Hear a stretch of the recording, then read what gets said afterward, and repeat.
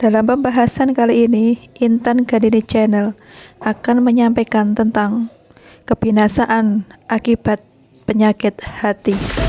Seberapa dahsyatnya akibat dampak dari penyakit hati, dan hatilah pemegang tampuk kekuasaan pada pemiliknya sendiri.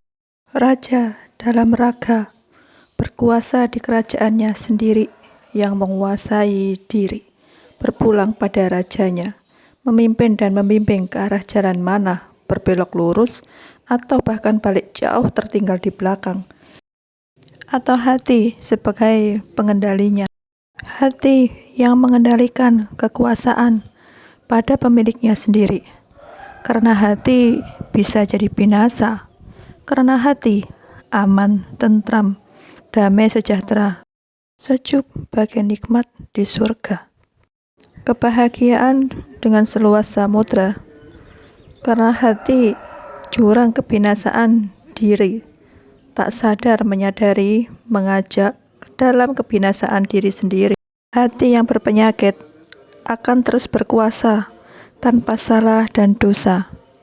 Iri hati, kedengkian, hasad dalam hati akan memakan seperti kayu bakar membakar diri sendiri.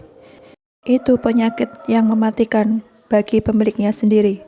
Hati yang rendah, hati yang buruk, hati yang busuk, hati yang hina, hati yang keji, hati yang sombong, hati yang congkak, hati yang sakit, hati yang palsu, hati yang dusta, hati yang angkuh, hati yang munafik.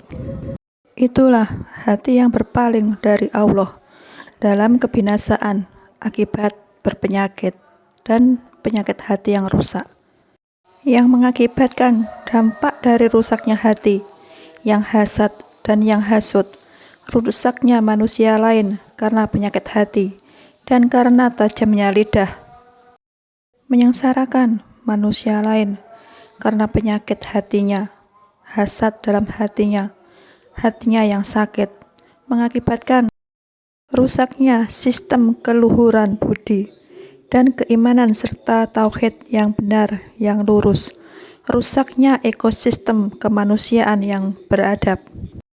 Hati adalah raja dalam diri yang berkuasa, bercokol, bersemayam di kerajaannya sendiri, yang memilikinya kekuasaan penuh rajanya raga manusia itu sendiri.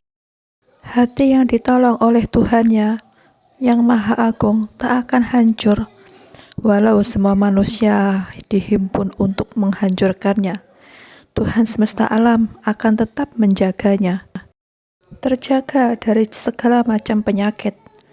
Hati yang salim dalam ketenangan, kedamaian, ketentraman, kebeningan, kesejukan, dalam cinta yang terjaga dengan sebentuk rahmat dari Yang Maha Esa.